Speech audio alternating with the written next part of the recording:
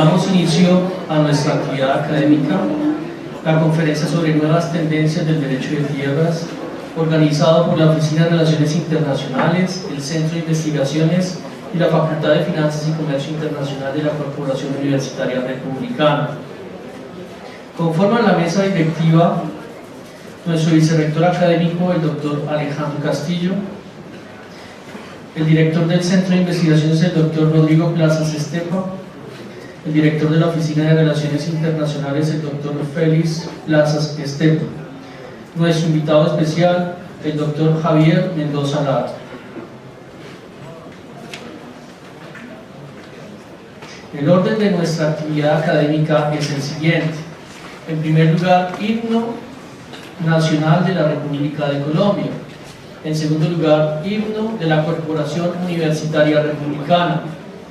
En tercer lugar, palabras de bienvenida y presentación de nuestro conferencista, el doctor Javier Mendoza Lara, a cargo de nuestro vicerrector académico, el doctor Alejandro Castillo. Cuarto punto, inicio de la conferencia a cargo del doctor Javier Mendoza Lara, nuevas tendencias del derecho de tierras. Quinto punto, pregunta de los asistentes. Iniciamos entonces. Tercer punto, palabras de bienvenida y presentación de nuestro conferencista, el doctor Javier Mendoza Lara, a cargo de nuestro vicerrector académico, doctor Alejandro Castillo.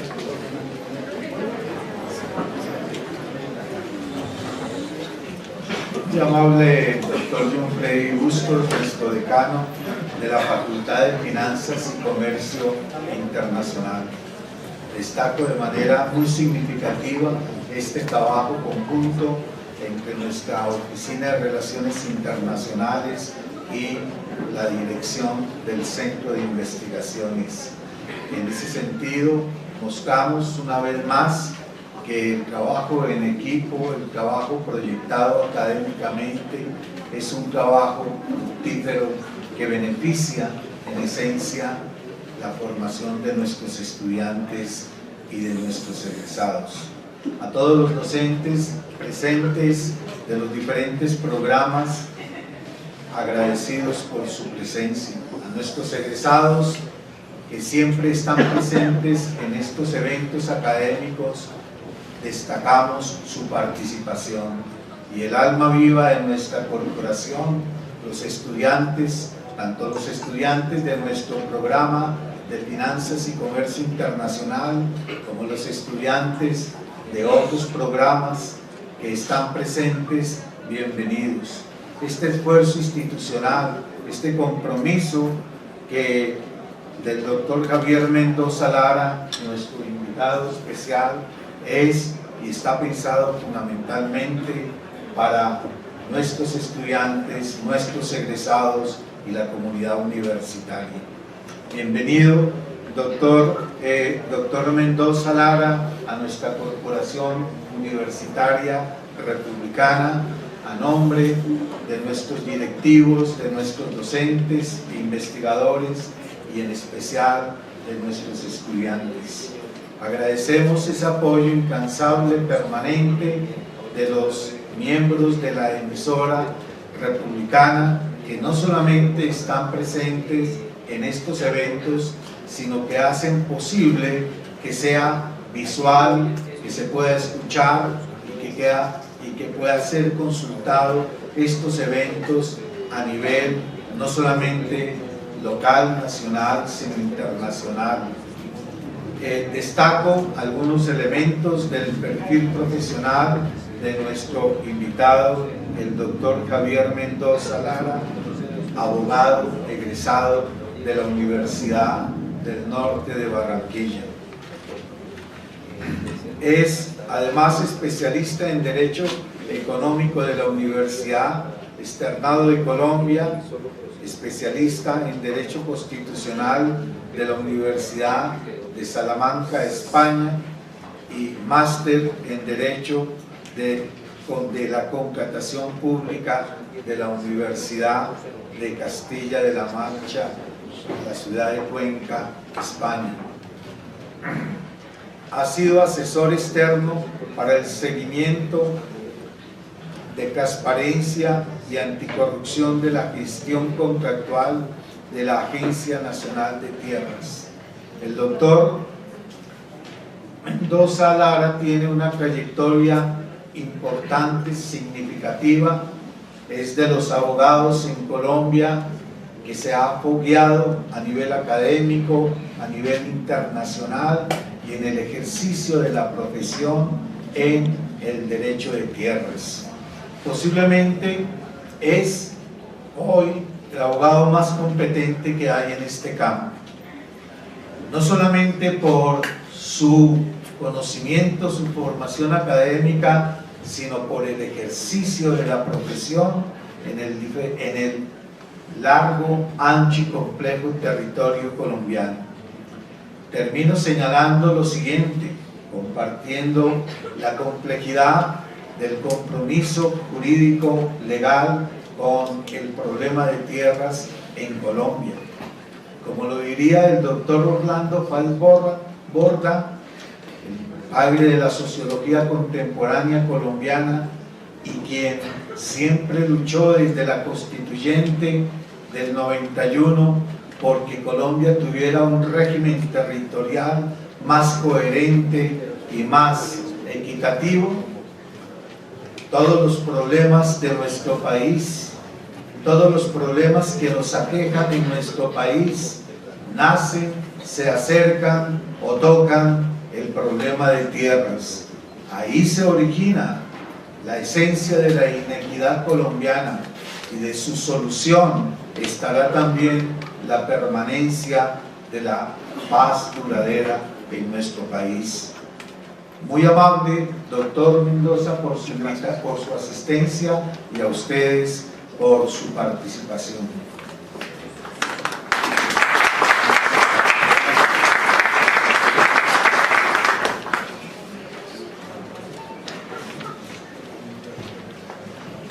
Cuarto punto, inicio de la conferencia a cargo del doctor Javier Mendoza Lara, tema Nuevas tendencias del derecho de tierras. Doctor Javier, usted inicia la palabra. Bueno, muchas gracias. Muy feliz de estar aquí en la Universidad Republicana. Muchas gracias por la presentación del señor vicerrector. Me halagó su palabra. Básicamente, esto lo pensé como un conversatorio, más que como una, digamos, una conferencia rígida de carácter legal. Y el conversatorio dirigido a expresar un poco algunas de las experiencias que hemos tenido en el ejercicio de los últimos 11 años en esta dinámica tarea del derecho de tierras. Lo quise organizar de esta manera, en forma pedagógica, iniciar con un contexto general de los orígenes del derecho de tierras,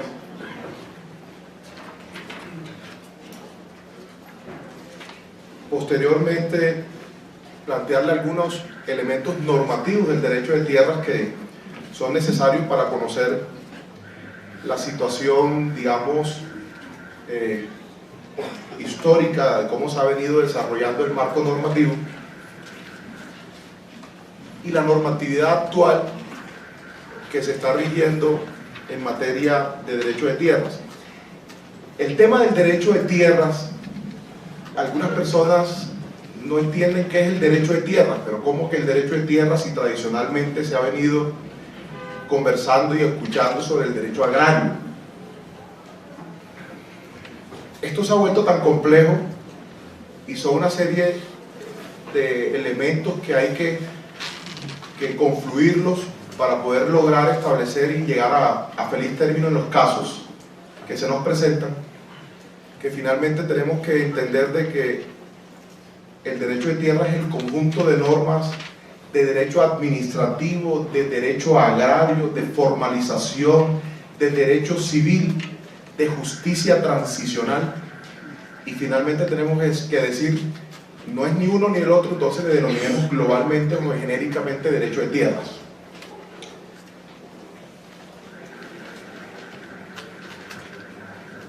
Vamos a comenzar planteando, dentro del actual panorama,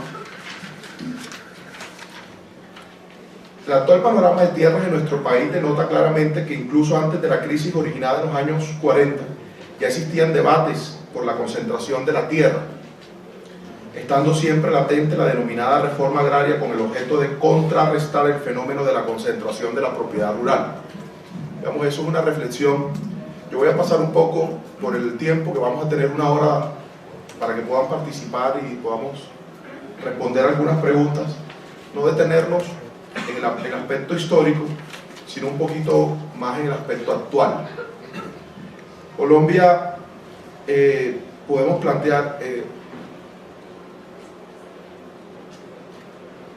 Colombia ensayó durante el siglo XX políticas de reforma agraria, con la visión de formar una sociedad agraria compuesta de pequeños y medianos productores que facilitaran el impulso del desarrollo y hicieran posible integrar la agricultura con la industria en condiciones de reciprocidad. Los grupos armados ilegales hicieron su propia contrarreforma agraria, eso no es ajeno. Despojando campesinos, se apoderaban de sus extensiones de manera estratégica para poder consolidar ventajas en el territorio. Lo podemos ver todavía aún con corredores de tráfico de drogas, minería ilegal, cultivos ilícitos. Entonces, finalmente uno logra concluir que la tierra como un importante o el más importante medio de producción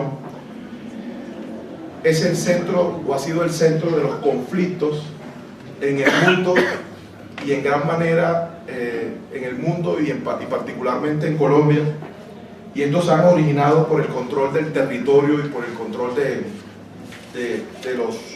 los predios necesitados por los actores para efectos de poder consolidar sus objetivos militares. Hay unas normas que son importantes de manera histórica para conocer lo que ha sido el desarrollo del derecho agrario, y comienza uno con la Ley 200 de 1936. Esta pretendió modificar y modernizar la estructura de la tenencia de la tierra y comenzó a regular los procesos de carácter agrario. Todavía existen algunos artículos de la Ley 200 del 36 que han sometido inclusive a la Corte Suprema de Justicia a importantes debates el año pasado frente al tema del concepto y la aplicación del baldío, concepto de baldío. La Ley 135 del 61, como la Ley Primera de 1968, entonces fue muy distributiva, es decir, para evitar y para tratar de contrarrestar el tema de la concentración, que siempre ha sido el gran problema de los grandes movimientos sociales a lo largo de la historia. Fue muy redistributiva la Ley 135 del 61 y la Ley Primera del 68. Hizo una reparación superficial de la estructura agraria, y posteriormente vino la Ley Cuarta de 1973, la cual frenó los procesos de reforma agraria. Posteriormente vino la Ley 35 del 82 y buscó agilizar los trámites para entregar las tierras en zonas de conflicto, y era el llamado Plan Nacional de Rehabilitación. Siguió la Ley 30 del 88. Esta ley introdujo cambios importantes en el proceso de reforma agraria, intentó remover los obstáculos legales y el procedimiento que hicieron inoperantes las leyes anteriormente descritas. Le disparó mucho a las difundistas, tradicional, sin importar si las tierras que ellos explotaban eran explotadas adecuada o inadecuadamente, y ahorita veremos por qué cuando hablemos de los procesos agrarios actuales. Después llegamos a la Ley 160 del 94, y la Ley 160 del 94 hoy está vigente, parcialmente modificada por un decreto que es el decreto 902 del 2017, un decreto muy reciente, es un decreto fast track, proveniente del Acuerdo de La Habana. Dentro de los 6 puntos del Acuerdo de La Habana, la reforma rural integral fue uno de los principales acuerdos de la reforma del Acuerdo de La Habana, y se consolidó el decreto 902 del 2017, que estaba en control de constitucionalidad, y apenas hace un mes la Corte lo declaró exequible. Había una incertidumbre sobre la situación de la aplicabilidad del derecho agrario, y este decreto 902 hoy está muy vigente, modificando parcialmente a la ley 160 del 94. Este decreto básicamente contiene las diferentes formas de acceso a la propiedad, los programas de formalización de la propiedad y un procedimiento único. Y ahí me detengo un poco. La ley 160 de 1994 históricamente venía siendo aplicada por el INCODER, para pasar ya que la institucionalidad agraria, primero hubo un INCORA, después mutó al INCODER, y a través del decreto 2363 del 2015 el INCODER se liquidó. El INCODER es el Instituto Nacional de Desarrollo Rural, y se creó la nueva institucionalidad, que es la Agencia Nacional de Tierras. La Agencia Nacional de Tierras, digamos, entre sus funciones se encuentra el subsidio de tierras, los procesos agrarios, la titulación de los baldíos y la administración de los baldíos del país, el Fondo Nacional Agrario. Hoy la Agencia de Tierras está caminando a media marcha. Es una entidad muy nueva, y a raíz de todo este cambio normativo apenas se está digamos, adaptando al nuevo esquema normativo. No tiene actualmente.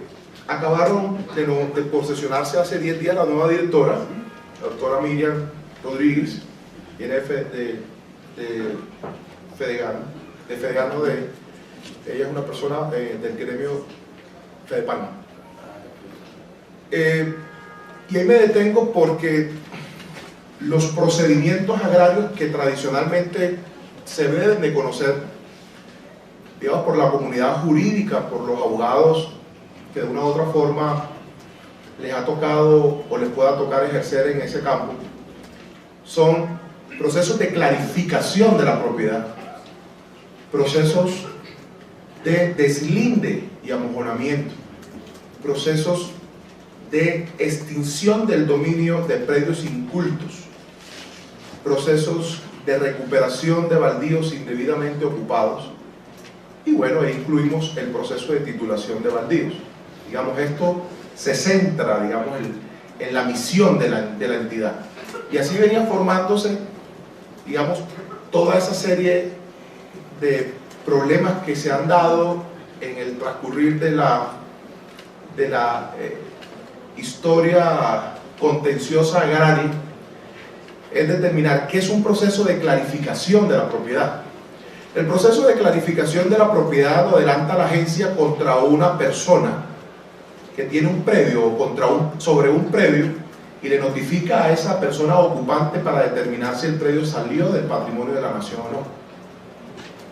Es un proceso de clarificación de la propiedad, porque se pueda considerar de que el predio no tiene una absoluta propiedad privada.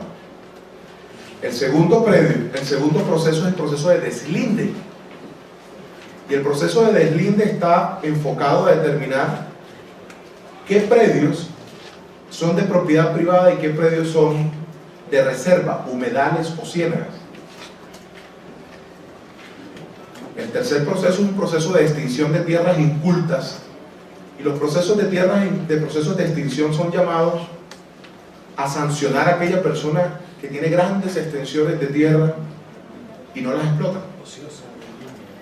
Lo que hacen es engordarla para posteriormente ganarse la plusvalía.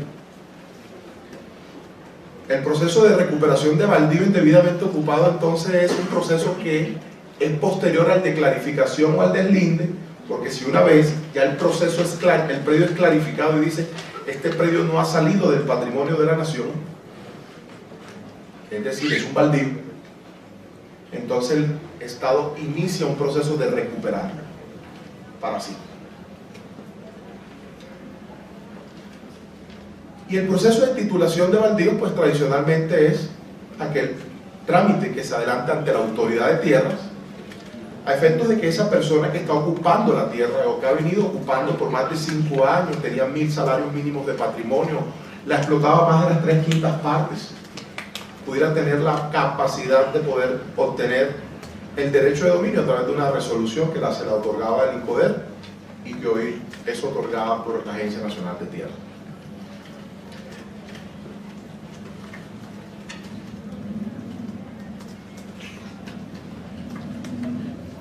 Los grandes inconvenientes o los grandes problemas que ha habido en los últimos años han sido la incertidumbre que ha generado toda esta serie de procesos, la incertidumbre sobre los derechos de propiedad y una escasa seguridad jurídica que existe en el país para la posibilidad de desarrollarse proyectos de inversión. Esa es una tendencia poco capitalista que se viene sosteniendo en el país.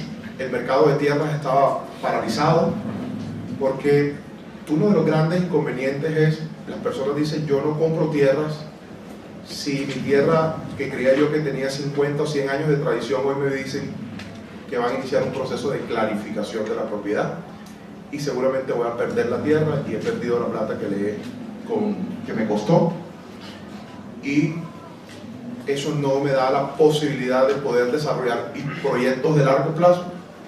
Y la gente en verdad comenzaron a verificar la posibilidad de irse a invertir a otros territorios diferentes a Colombia porque había problemas de inseguridad sobre los derechos de propiedad.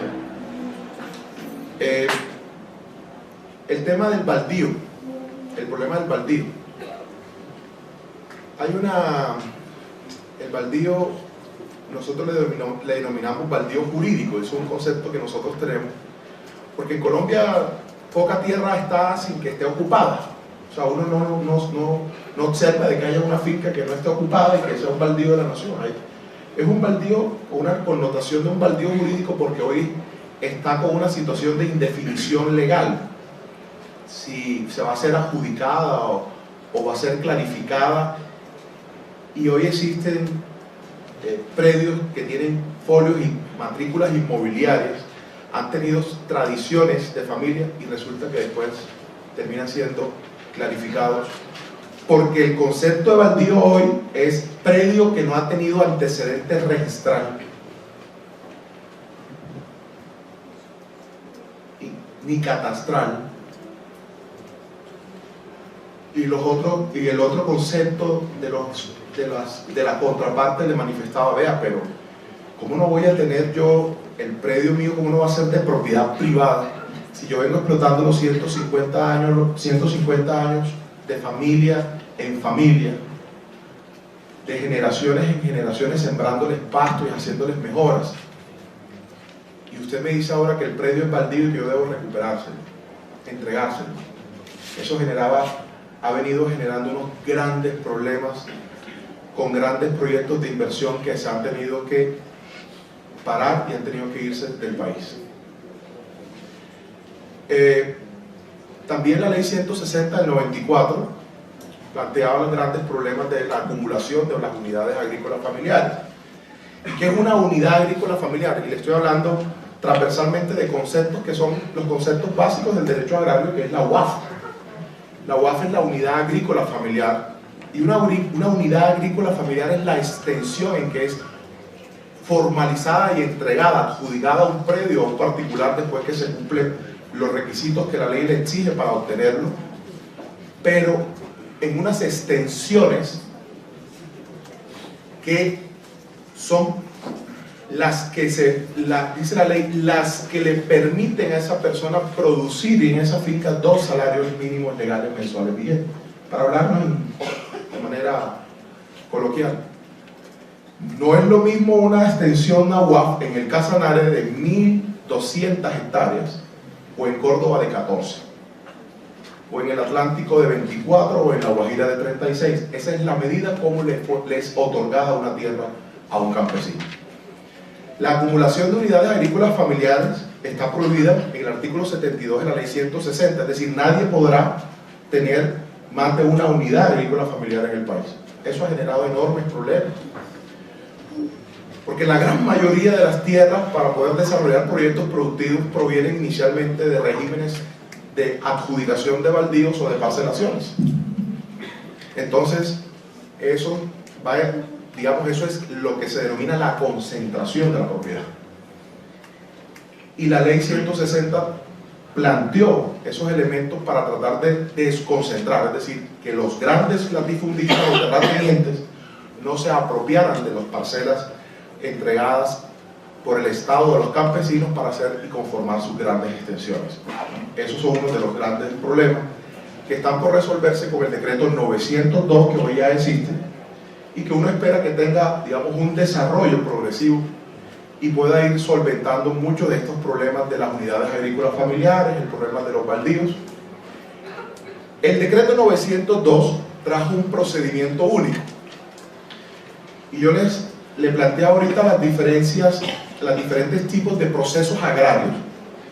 Estos son procesos agrarios de naturaleza administrativa, porque son procesos agrarios que inicia la autoridad de tierra contra el particular que está con la tenencia de la tierra, y este particular debe defender su tierra, tiene la carga de la inversión de la prueba en su cabeza para poder demostrarle que su tierra no va a ser extinguida o no va a ser clarificada o no va a ser deslindada. Entonces es importante saber eso, porque el procedimiento único que crea el 902 dice: no va a llamarse procedimiento de clarificación ni de extinción ni de recuperación de baldíos, sino que hay un procedimiento único. Entonces ya hay grandes problemas de ejecución o de interpretación normativa, porque cada procedimiento tiene una naturaleza, unos efectos y unos objetivos distintos. No es lo mismo el proceso de recuperación que el proceso de deslinde, de clarificación o de extinción. Entonces ya la Agencia de Tierra está teniendo grandes y enormes problemas con la aplicación del decreto 902, porque definitivamente genera, digamos, algunas dificultades frente a la aplicación. Este procedimiento, así como genera confusiones que hay que aclararlas en el futuro con algunas normas regulatorias, también trae algo positivo. Es bien complicado cuando la autoridad de tierra, desde el punto de vista administrativo, y yo estoy hablando de derecho agrario administrativo, porque el derecho agrario judicial son las diferencias que se generan a raíz de los conflictos entre particulares con ocasión de colindancias en la tierra, y eso se dirimen ante la jurisdicción civil. Nada más nos referimos a derecho agrario administrativo, por lo pronto. Y el derecho agrario administrativo ha tenido históricamente este problema, que la Agencia de Tierras iniciaba, o el INCODER iniciaba los procesos y era juez y parte. Es decir, inicia un proceso de clarificación, un proceso de deslinde o de extinción contra ese particular respecto al predio que se va a adelantar, y es el que practica las pruebas y el que toma la decisión. Hoy el decreto 902 trajo algo muy positivo. Este decreto dice: bueno, primero yo le hago la parte administrativa, sustento el expediente, hago la visita y el informe técnico jurídico y se lo paso al juez. Porque el juez de la República es el que finalmente va a dirimir y va a determinar si en efecto esos procesos agrarios van a concluir en que se le extinga la capacidad de poder disfrutar de la propiedad o del dominio del predio. Digamos, eso a grandes rasgos los problemas del derecho agrario administrativo. Para poder entrar a algo un poquito más apasionante y actual, que es la ley 1448 del 2011. Y por eso ya vamos entendiendo por qué el concepto del derecho de tierra y las nuevas tendencias, porque esto se comienza a confundir, y hay un poco de derecho agrario, y hay formalización, y después se crea un decreto fast track regulando unos acuerdos de La Habana para poder lograr, como lo dijo bien el vicerrector, una paz estable y duradera. Y a raíz de de todos estos problemas y estos problemas de despojo en el país, se crea la Ley 1448. La historia de la Ley 1448 que tanto genera en el país ahora mismo discusiones, y que hay un proyecto de ley nuevo ahora para modificar algunos aspectos, es el siguiente. Muchas personas creen que la historia de la Ley 1448, muchos tienen su teoría. La teoría es, la básica, es que en el año 2007 el Ministerio de Agricultura se vio forzado a cumplir algunos requerimientos de la comunidad internacional frente a la catástrofe del despojo en Colombia. Países como Noruega, países europeos le dijeron: vea, esa catástrofe que hay allá, el gobierno de Colombia debe de hacer algo para lograr resarcir o reparar a las víctimas de más de 6 millones de personas que fueron desplazadas de sus territorios. Se creó en el Ministerio de Agricultura un programa denominado PRORED, Programa de Recuperación de Tierras, y ese programa, integrado por un grupo de 7 personas que estaba dentro de las cuales participaba el que les habla, comenzó a determinar durante año y medio a hacer una serie de estudios y a asesorar a las víctimas. Fue un programa piloto, coger 6 familias emblemáticas desplazadas del país y determinar a ver si podíamos, a través de la vía ordinaria, es decir, del derecho administrativo y del derecho civil, poderle recuperarle las tierras que habían sido despojadas con ocasión de muchas maniobras, inclusive de la misma institucionalidad del extinto INCORA. ¿Por qué? Porque esas adjudicaciones, esos predios que habían sido adjudicados por parte de ese instituto, estas personas desplazadas se iban, abandonaban el predio del instituto, se las caducaba la resolución, volvían otra vez a propiedad del instituto y el instituto lo readjudicaba a muchos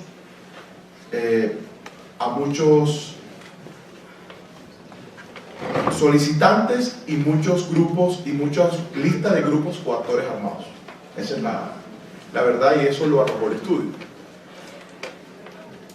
El estudio finalmente arroja que no hay norma ordinaria en ese entonces para resolver el problema del despojo, que el problema del despojo había que hacerlo con una norma de carácter especial. Que era tanto el problema en Colombia del despojo que había que hacer una norma especial. Y la norma especial tenía que ser de justicia transicional. E iniciamos trabajando con la cooperación internacional un proyecto de ley que pudiera tener herramientas con base en principios internacionales como los principios DEN, como los principios Pineiro, donde el derecho a la restitución predominaba ante cualquier otro derecho.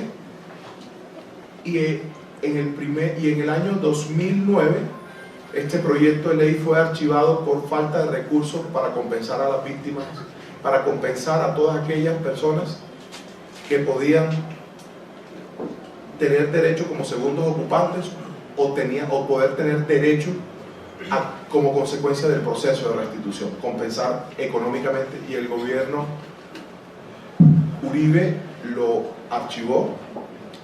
El primer gobierno del presidente Santos, algunos de los miembros de esa mesa con que se trabajó el programa de restitución, nuevamente presentó el proyecto de restitución. Estaba el ministro Juan Camilo Restrepo y Alejandro Reyes Posada, un conocedor del conflicto, autor del libro Guerreros y Campesinos, un sociólogo jurídico que pues tuve la fortuna de trabajar con él. Presentó y le vendió la buena idea al presidente Santos que presentara este proyecto de ley, el cual fue aprobado después de importantes debates, quedando de la siguiente manera.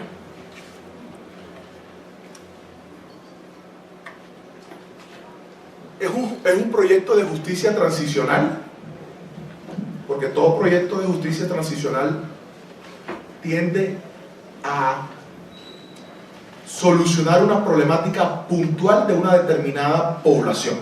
En en este caso una población vulnerable que era la población desplazada o despojada por el conflicto.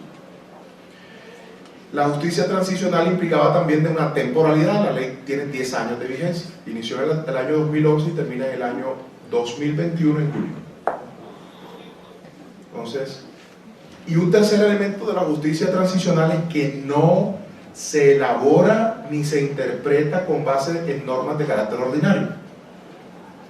Es decir, aquí no funciona el derecho civil ni lo que estudiamos en la universidad. Aquí hay cosas bien extrañas y la gente no lo entiende en el juzgado. Dice, esto no es como es, no lo entendemos. Y ahora les explico por qué. Esos son los aspectos de la justicia transicional para efectos de restitución: población puntual, temporalidad y normatividad especial no relacionada con el derecho ordinario. Aquí no aplican normas de procesos agrarios, sino las normas específicas que aquí trae la ley.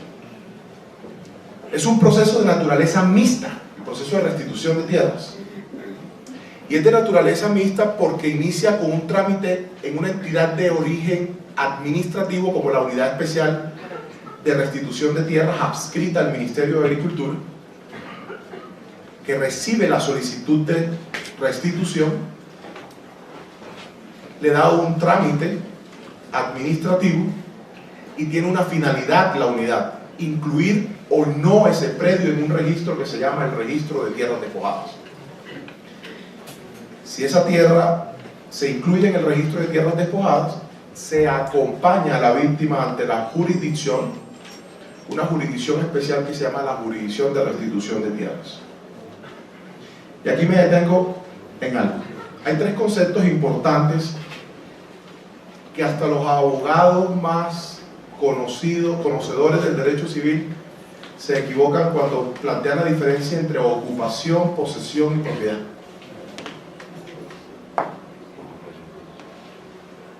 Y a todo el mundo le llaman poseedor si no tiene título. Para estos temas muy técnicos se predica ocupante a aquella persona que está sobre un predio de naturaleza baldía. Y ya explicamos qué es un baldío y cuáles son los requisitos para que se pueda obtener. Ese es un ocupante. Y se llama poseedor aquella persona que tiene ánimo de señor y dueño, ya eso sí es un tema muy elemental del derecho civil, sobre un predio de naturaleza privada que tiene un antecedente registral y que desconoce el titular del derecho de dominio. Y la propiedad pues es el dominio completo. No vamos a entrar en ese detalle, porque para poder un solicitante acceder a que se le incluya la tierra en un registro de tierras despojadas de la unidad de restitución, se requieren tres elementos. Primero, el elemento de temporalidad. La ley de víctimas y de restitución de tierras planteó dos fechas: 1 de enero de 1985 para reconocer la calidad de víctimas y reparar integralmente a las víctimas del conflicto, pero por reparaciones con ocasión de las situaciones que tuvieron que sortear o padecer en el conflicto: homicidios, secuestros, violaciones, todas las infracciones al derecho internacional humanitario. Pero para efectos de restitución de tierra la fecha fue otra: 1 de enero de 1991. Todas las infracciones al derecho internacional humanitario, aquella víctima, y víctima es toda persona que haya sido víctima, toda víctima es una persona que haya obtenido o padecido un daño con ocasión de violaciones al derecho internacional humanitario. Esa persona tiene posibilidad de presentar ante la unidad una solicitud del predio por desplazamiento o por despojo, y ahí van dos conceptos claros de que trae la ley: desplazamiento y despojo. El desplazamiento es el abandono del predio. La persona se va porque los actores armados le dijeron que tenían 24 horas para irse, o si no, llegaban y asesinaban a todos. Y toda la gente abandonaba las tierras, y por eso muchas tierras en Colombia quedaron abandonadas. Ahí se pierde la posesión, pero nunca el dominio, porque la persona no transfiere la propiedad, se va. El despojo es diferente. El despojo es la pérdida del dominio jurídico sobre el bien. En el despojo le hacen transferir la propiedad. El despojo le hacen transferir la propiedad por un precio irrisorio. El despojo le dice, ¿firmas tú o firma la viuda? ¿Sí? Eso ocurre. Eso es. Entonces ya tenemos elementos. Tenemos la acción de restitución, que es una acción que la puede presentar una persona que haya padecido un daño con ocasión de las infracciones al derecho humanitario, por desplazamiento o por despojo, a partir del 1 de enero de 1991, y es el primer elemento, la temporalidad. El segundo elemento es que esa persona que pida la tierra tiene que tener una relación directa con el predio en calidad de ocupante, en calidad de poseedor o en calidad de propietario, porque pudo haber estado como ocupante sin haber sido todavía formalizado por la autoridad agraria, es decir, sin haber recibido un título, pensando en que tenía que recibirlo, pero el desplazamiento, el despojo, el desplazamiento en este caso hizo que perdiera la ocupación. La posesión, porque no tienes que tener título, pudiste estar sobre una tierra de propiedad privada y poder tener la posibilidad de decir, voy ante un juez a presentar un proceso de prescripción adquisitiva de dominio y obtener la propiedad por prescripción. Y la propiedad claramente definida y mostrada a través de un título inscrito en la matrícula inmobiliaria del predio. Entonces son tres elementos. Puedes hacerlo por ocupación, por posesión o por propiedad. Y el tercer elemento, que es bastante discutido, es que esa transferencia de dominio o ese desplazamiento, es decir, el desplazamiento, el abandono del predio o el despojo, haya sido con ocasión del conflicto armado. Esto es bien complicado porque es una ley hecha para el desplazamiento, es una ley hecha para el desplazado o el despojado, y la única manera de demostrar que no prospera esa acción de restitución, y ahora sigo por la fase judicial, es demostrar claramente que no hay relación de causa y efecto, nexo de causalidad entre los hechos victimizantes y la transferencia de dominio. Entonces yo he tenido casos, muchos casos, donde hubo hechos de violencia en la zona, donde la persona inclusive está inscrita en el registro de víctimas, pero no vendió el predio con ocasión de la violencia, lo vendió porque quería dedicarse a otras actividades o porque algún familiar estaba enfermo. Yo les quiero mostrar los dos eventos, ¿no? El evento de lo que plantea la ley para efectos de la víctima y el evento de lo difícil que es para el que actualmente tiene el predio demostrar eso.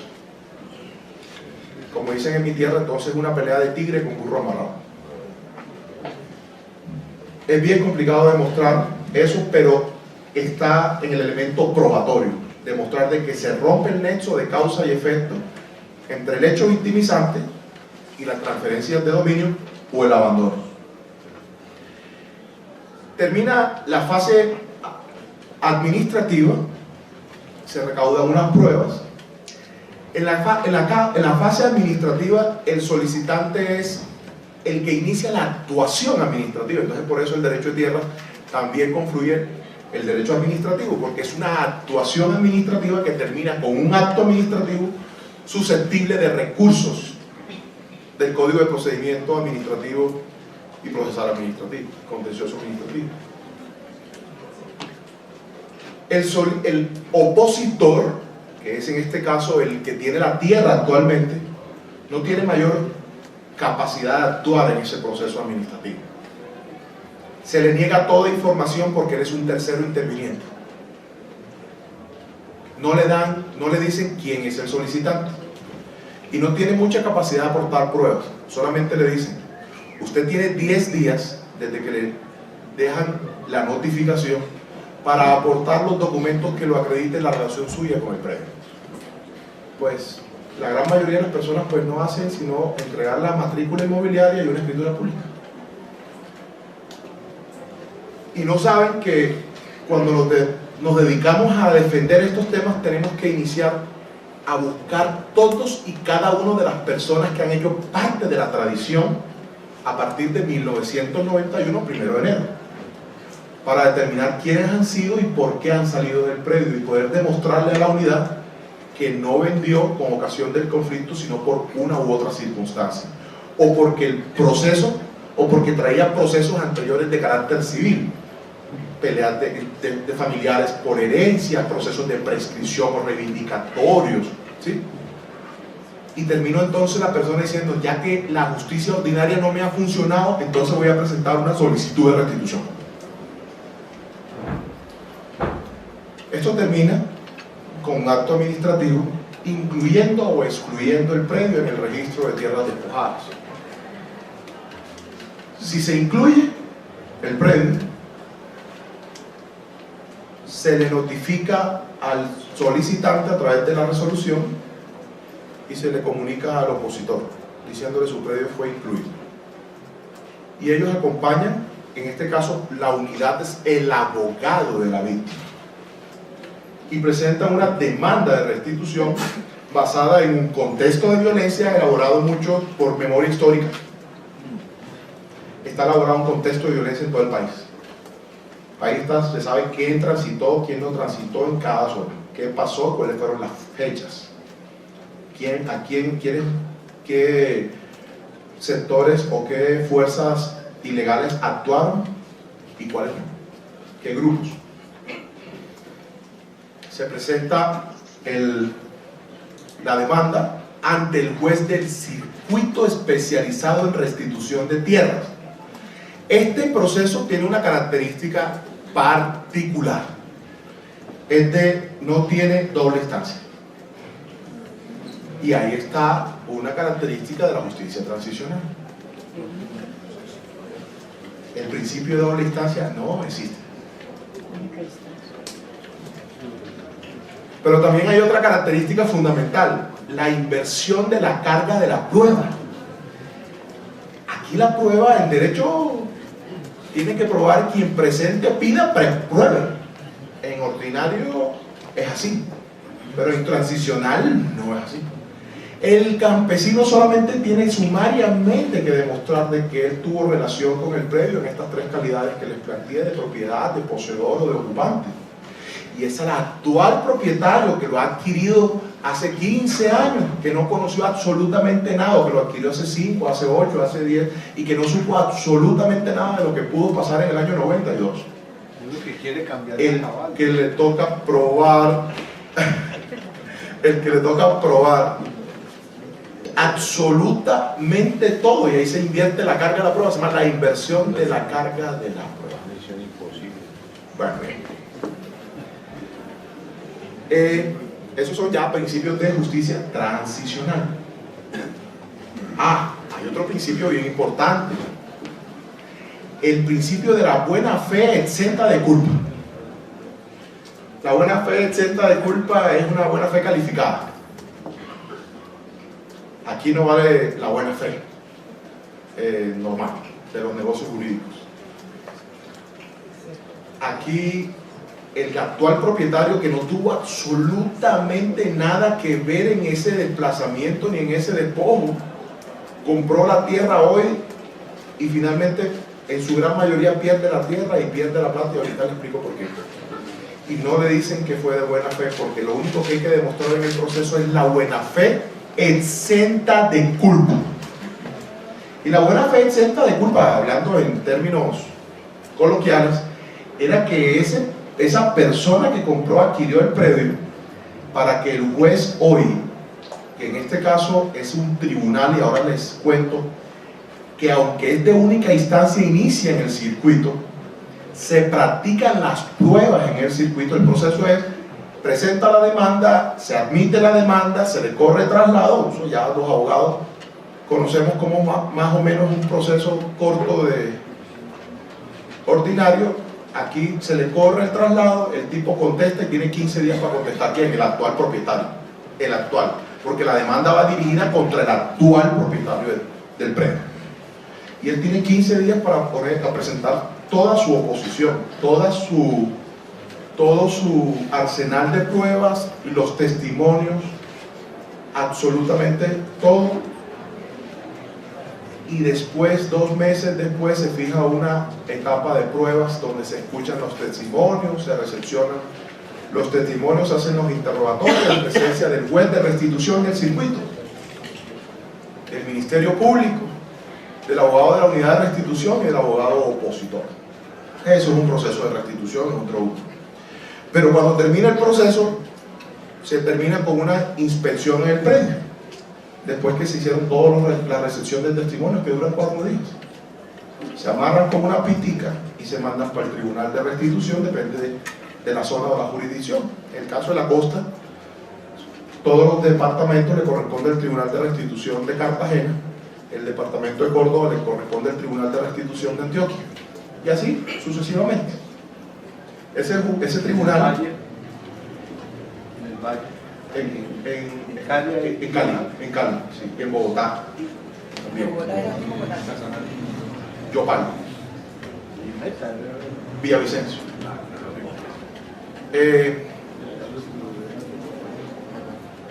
El proceso de restitución, para que normalmente a 3 magistrados del Tribunal de Restitución que fallan el proceso de restitución no tienen contacto con los actores que han participado en el proceso, no los conocen, uno no conoce al magistrado. Ahí ellos ven los audios. Eso es un tribunal cerrado. No hay forma que yo vaya allá y le diga, señor magistrado, señor magistrada, salvo que alguna prueba no haya sido bien entendida o el audio se haya dañado. Ellos sacan un acto y digan, queremos escuchar otra vez a un testigo o al solicitante. Es raro, me pasó una sola vez, porque se dañó un audio. ¿Qué es el juez de restitución? ¿Qué facultades tiene? Todas. Hay autores que dicen que es un juez constitucional, así como la acción de restitución es una acción constitucional. Y lo hace el paralelo con el amparo. Es un amparo constitucional, porque si se violan los derechos fundamentales y si los derechos que se le violan a esas personas son violaciones a los derechos fundamentales, entonces la acción de restitución es un derecho fundamental y el juez es un derecho constitucional omnipotente, porque anula fallos, anula escrituras, cancela registros, oficia a la fiscalía y normalmente no compensa con la buena fe, por la buena fe, etc. Y ahora les explico por qué. Porque para que uno pueda mostrar la buena fe, etc., de culpa, uno tiene que decirle, mire, señor juez, este señor propietario fue tan diligente al momento de comprar esta tierra que hizo un gran estudio de títulos con una gente bien experta. Pero ese estudio de títulos tiene que consultarse a 4 entidades: a la agencia de tierras para saber si no hay algún proceso de agravio sobre el predio, hay que preguntarle a la unidad de víctimas a ver si la persona que está vendiendo el predio no está inscrita en el registro, a la unidad de restitución a efectos de saber si hay alguna solicitud sobre el predio, y a la personería del pueblo a ver si esa zona donde estaba hubo conflicto armado. Eso es. Si todo eso pasó bien, entonces el tipo sí podía comprar la tierra. Pero resulta que es que la ley 1448 salió en el 2011 y le está diciendo que eso tenía que hacerlo en el año 92 o el 91. Entonces no se puede demostrar eso. Además, porque el mercado de tierras ha sido un mercado informal. En la gran mayoría la gente vende la tierra y todavía no termina de correr la escritura. Usted me paga tanto ahora, tanto en 3 meses y tanto cuando vayamos a firmar. Termina en un año pagando las escrituras y el mercado de tierras ha sido verdaderamente palabra de caballeros. La gente firmaba así. Ya no se puede. Por eso digo que comprar tierras en Colombia es una actividad de alto riesgo, porque la gente termina perdiendo la tierra perdiendo la plata y no siendo compensado. Volviendo al principio de la acción de restitución, entonces, en un proceso de restitución, lo que predomina es el derecho a la restitución. De manera supletiva, la compensación con un predio de igual característica, o por último una compensación en dinero. Pero eso solamente se da cuando hay unas razones fundamentales para que esa víctima, que en efecto demostró que tiene el derecho a que se le devuelva el predio, no puede regresar porque es una zona de riesgo, es una zona de páramo, humedal, ciénaga, es decir, inadjudicable, o también es una zona de conflicto aún porque no puede entrar por las bandas criminales. Entonces, si no puede entrar por las bandas criminales porque está lleno el país de bandas criminales, ese fallo queda así como para enmarcarlo. Pero le pueden compensar con un predio en otro lugar o el valor del avalúo que el Agustín Codazzi hace como parte del proceso judicial, que es el avalúo comercial. Eso lo quisiera cualquiera, pero no pasa. Estamos hablando de los derechos de la víctima al momento de que el fallo se le otorgue. Dice, procede el derecho a la restitución. Y de manera a la restitución a través de la compensación con un predio de iguales características o de dinero, cuando el predio no pueda ser restituido jurídica y materialmente.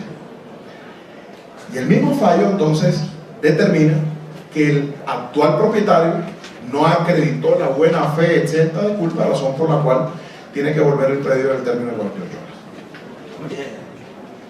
Entonces, ese señor que tiene la finca hace 15 años, perdió la finca, perdió las mejoras, perdió lo que le pagó al que le vendió, y no tiene otra sino decir, oye, ¿qué hago? Bueno, lo único que tiene es una acción de revisión ante la Corte Suprema, trae la ley. Y la acción de revisión ya sabemos todos, los abogados, que son por unas causales muy determinadas, muy puntuales para poder presentarlas. Casi nadie presenta acciones de revisión, extraordinarias de revisión ante la Corte. Así pues que lo que le queda es una acción de reparación directa, creo yo, ante el Ministerio, contra el Ministerio de Agricultura, o sea, la Nación, para que después de muchos años y se pruebe un daño, como ocasión de la existencia de la ley, esa persona pueda recuperar algo. ¿Esa ley está siendo reformada, doctor?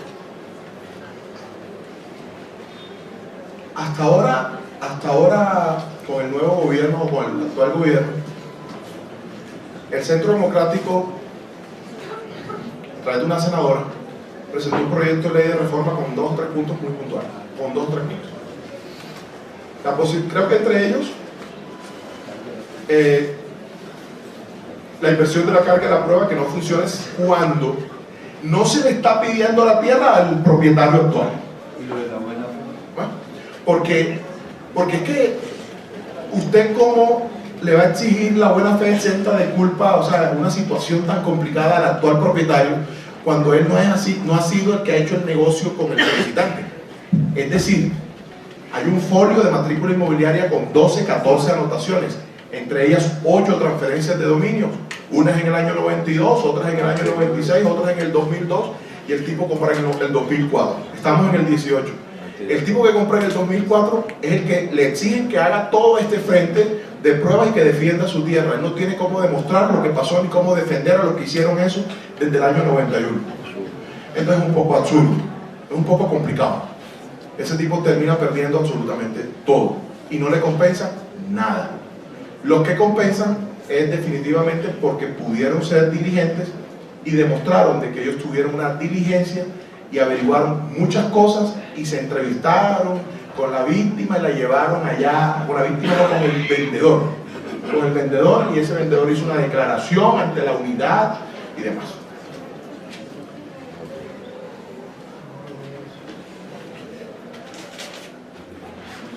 Presunciones de despojo. La ley trae las presunciones de despojo.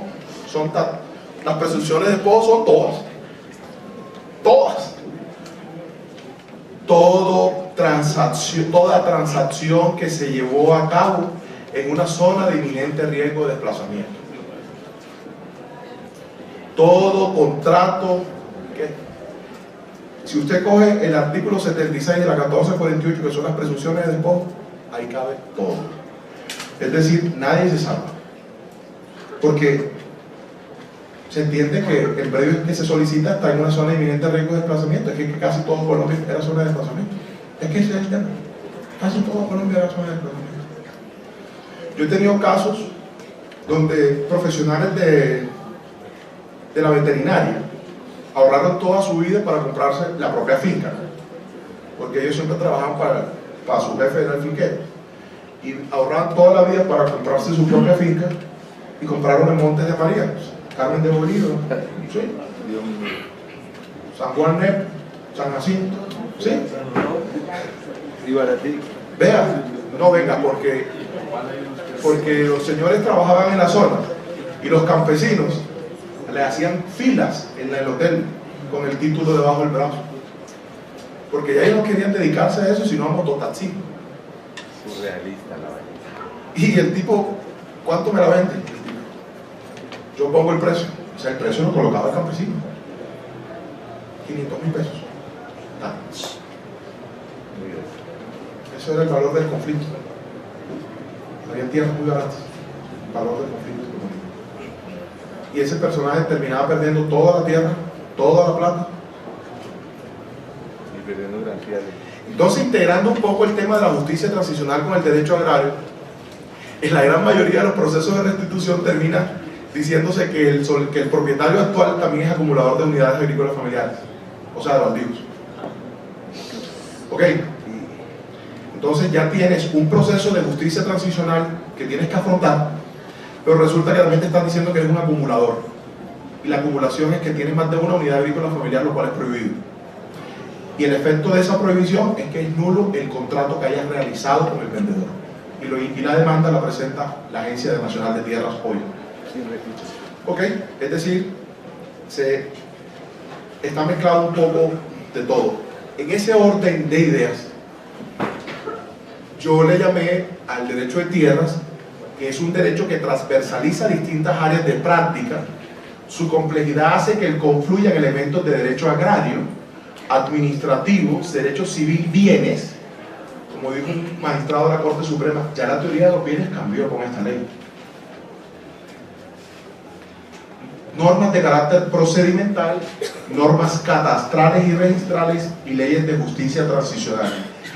Esto requiere de apoyo complementario de instrumentos técnicos que en gran medida son la base fundamental para la prueba. Y lo digo porque el abogado de tierras no se gana el pleito en el escritorio. Es con las botas puestas, con la gorra puesta y en el monte, con el técnico al lado, el catastral y con el topógrafo, porque tenemos que demostrar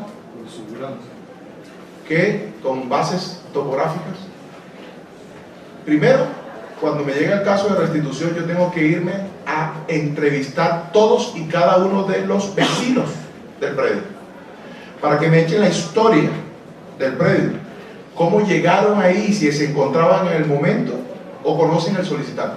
Y eso, doctor, que ahí usted no mete lo del derecho indígena, que lo hace más complejo, que es un capítulo. Es tan complejo que eso es, en la Agencia Nacional de Tierras hay una dirección que se llama etnias, y ya es la norma étnica, y ya el proceso de restitución en zonas étnicas es más complicado, y procesos de adjudicación de tierras étnicas es mucho más complicado. Entonces, digamos, este es un abrebocas para interactuar un poco con ustedes sobre lo que existe sobre el derecho de tierra, un poquito de historia, de lo que ha sido las reformas agrarias, lo que es la ley 160 hoy medianamente vigente, el decreto 902 que hoy lo tenemos vigente para todos aquellos abogados que quieran litigar. Me parece un área bonita, un área muy poco explotada o muy poco conocida. A la gran mayoría de los ganaderos o agricultores les llega el proceso y llaman al abogado de la familia. Y el abogado de la familia le dice, no tengo ni idea. No tengo ni idea qué es esto, hermano. Entonces, es bien importante, el tema es un poco más de inquietud, de profundizar al respecto, de saber qué viene, la modificación de la... El proceso de restitución no admite conciliación. Es que si me pongo, es que cada vez me acuerdo, no admite conciliación. No se puede conciliar, en el caso del solicitante, con el actual propietario, por ejemplo, que el propietario le diga, venga, pero no me lleve esto al proceso, más bien dígame usted cuánto le vale su tierra o cuánto es lo que usted considere y yo le pago y hacemos un acta de transacción del derecho civil. No. Está prohibido expresamente en la ley y se tiene como una forma de quien busque a la víctima para conversar con ella, para decirle que le compra, es una forma de revictimizarla. Intentaron hacerlo Revictimizarla, quiere decir que puede estar denunciando. Restituida, no pueda de manera inmediata al día siguiente venderle el predio al actual propietario o otro. El Estado lo que quiere es que lo conserve, que lo explote. Se parte de una política rural integral también. Buenas noches, doctor. Muchísimas gracias por la exposición y por la información suministrada. Yo, prestándole mucha atención sobre la restitución sobre víctimas, tengo una duda.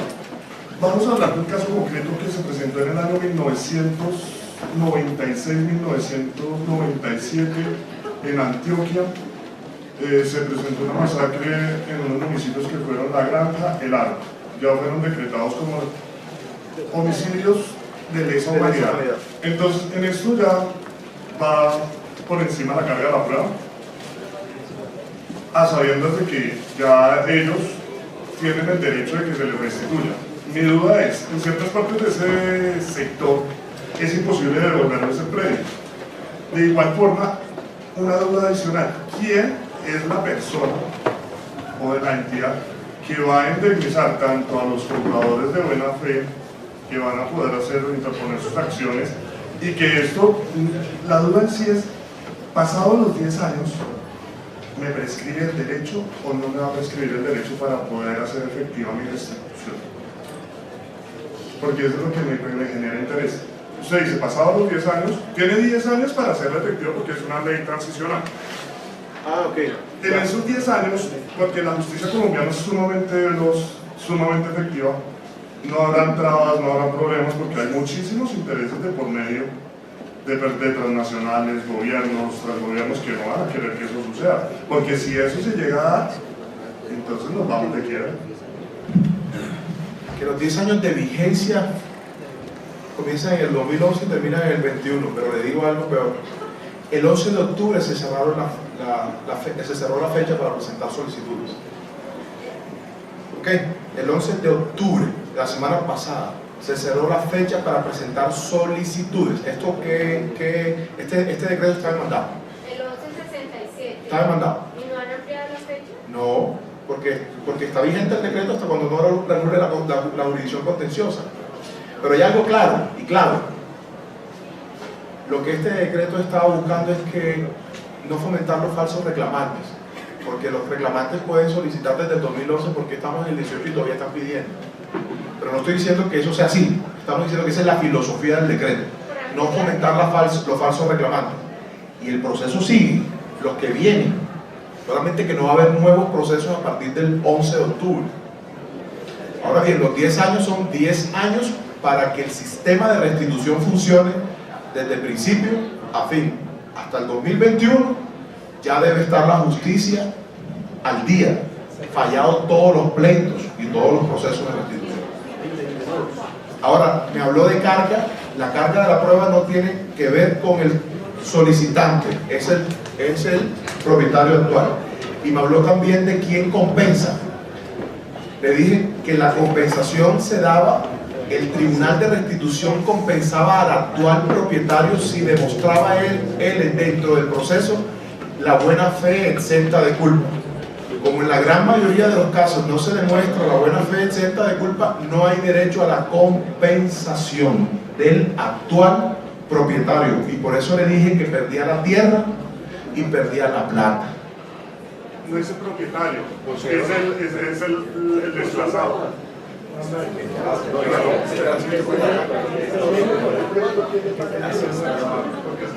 ¿Qué le pagan al que desplazaron ¿Cómo está? La víctima tiene el derecho a la restitución y de manera alternativa, cuando este sea imposible y materialmente imposible de dar, se le da un predio de iguales condiciones en otro lugar o en su defecto se le da el valor del avalúo del predio. ¿Y ese fondo quién lo creó? ¿Dónde está creado? Ese fondo es el fondo de la unidad de restitución de tierra, el fondo para compensación. Y eso lo único que lo obliga o lo obliga a la unidad a que lo haga es el tribunal, es decir, el fallo de restitución. El fallo debe de decir compénsese. El fallo debe decir compénsese. Compénsese por otro predio o compénsese económicamente, porque ya está concebido dentro del proceso que no se puede volver al predio por X o Y razón.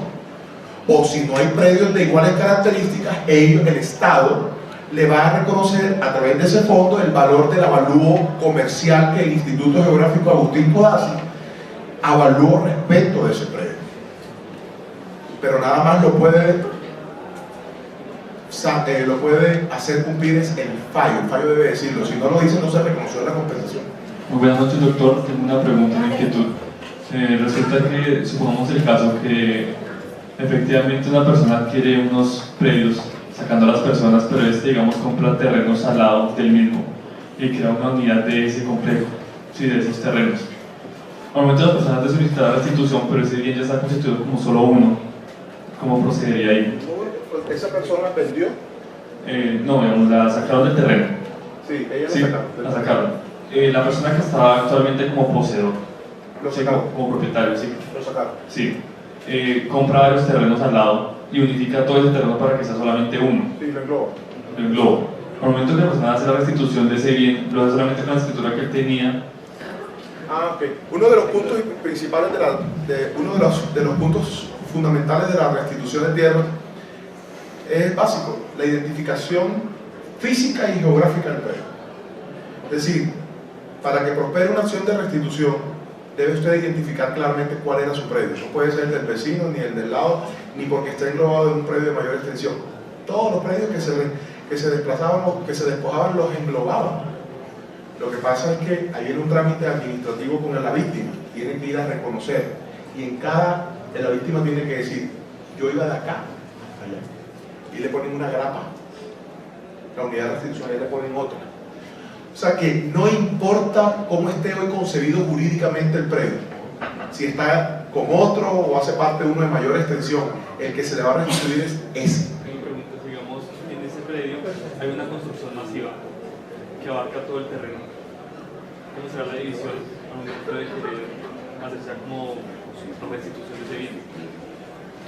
Mire, en los procesos de restitución de tierras, el actual propietario pierde lo que haya construido sobre la tierra restituida. Sí, no, pero digamos, la persona, yo quiero hacer o sea, que otra vez me adjudique ese bien. ¿Sí? ¿Cómo así? Usted, el solicitante, ha pedido un proceso de restitución para finalmente se lo devuelva. Sí, claro. Sí, conviene el terreno, pero lo que pasa es que esa tierra es un englobe y se construyó dentro de esa tierra una edificación que unifica todo. Delimitan el que perdió el señor. Solamente limitan ese espacio. El suyo. Y si ahí había mejoras, el que las tiene hoy las pierde. El suyo. Y si ahí había una casa inmensa o pegado a un edificio, lo pierde, le pasa una línea. Absolutamente, el que tiene hoy la tierra pierde las mejoras, la tierra y la plata. Últimas dos preguntas. Una pregunta particular, es unos clientes que hicimos reclamación ahorita en la unidad de tierras en Montería. Los herederos salieron despojados con las fechas normales, pero el folio y matrícula está cerrado y ya se sabe que lo tienen otras personas, pero el folio y matrícula cerrado se puede hacer, porque no fuimos con la reclamación, efectivamente, pero siempre hubo la duda y tenemos la duda, si el folio y matrícula está cerrado, ¿quién lo cerró?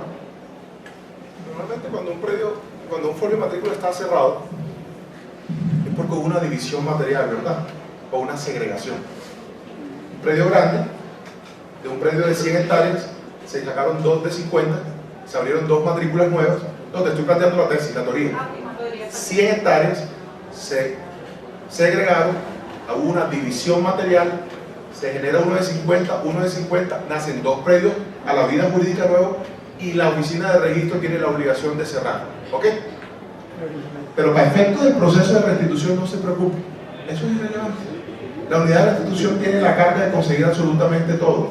El juez de restitución anula, cancela los registros, vuelve y los manda a pedir. Es decir, lo que irregularmente encuentre lo va a acabar y va a hacer las cosas como son.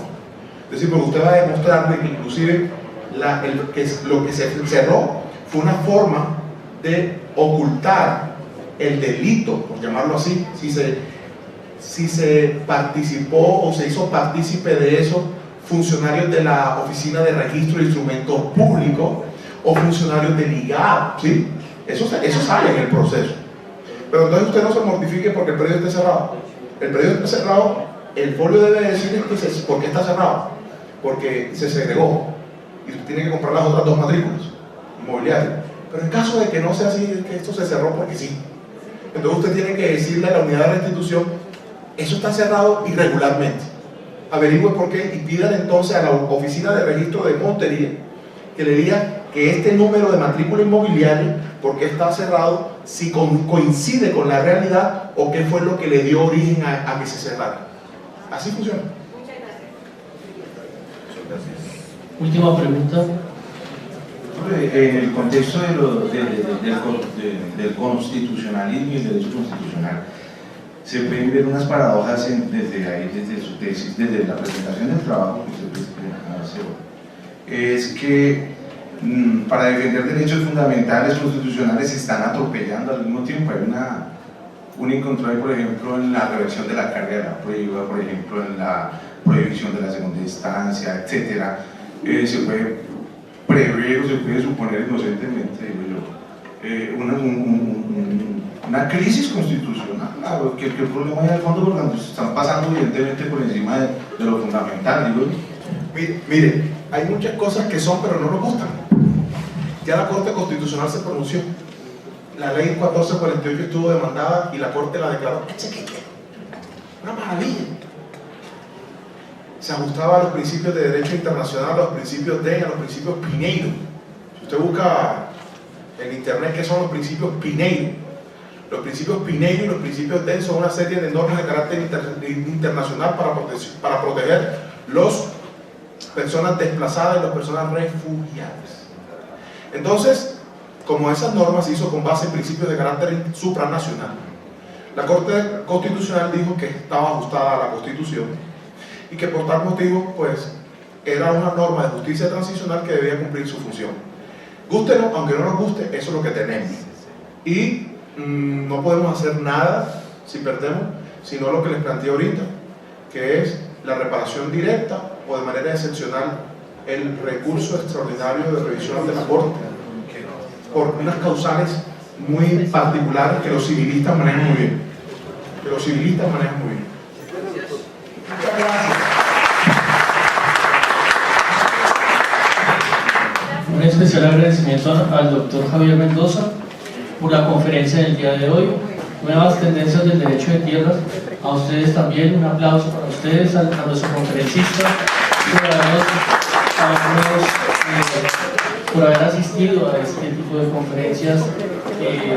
Difícilmente podemos tener en el medio, prácticamente estamos realizando, gracias a nuestro conferencista, una gran actividad porque nos permite conocer lo que los abogados del común no entienden, no comprenden, entre ellos el suscrito. Para mí todo esto en el día de hoy ha sido novedoso. Muchísimas gracias.